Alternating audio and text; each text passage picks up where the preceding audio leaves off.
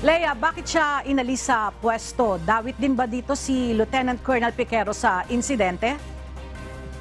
Magandang tanghali sa iyo, Ella. Inalisa sa pwesto upang bigyang daan ang investigasyon na ginagawa ng PNP. Kaugnay sa kanyang pananagutan bilang hepe naman nitong si Police Corporal Arnulfo Sabilio.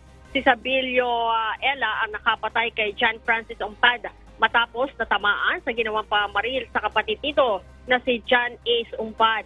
Ayon kay PNP spokesperson Police Colonel Jean Fajardo, pinalitan si Piquero ni Lieutenant Colonel Arnulfo Silencio. Sinabi pa ni Colonel Fajardo na kasama sa iimbestigahan si Piquero para malaman kung mayroon itong administrative lapses sa kanyang panig.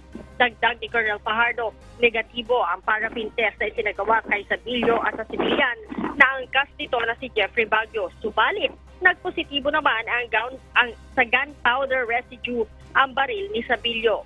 Gayunman, Ella, wala niya nakalagay sa medical certificate ng mga ito kung positibo sila sa alcohol test. Gayunman, handa naman ang attending physician na ipaliwanag ang kanyang findings kung papadalhan siya ng imbitasyon kaugnay sa issue.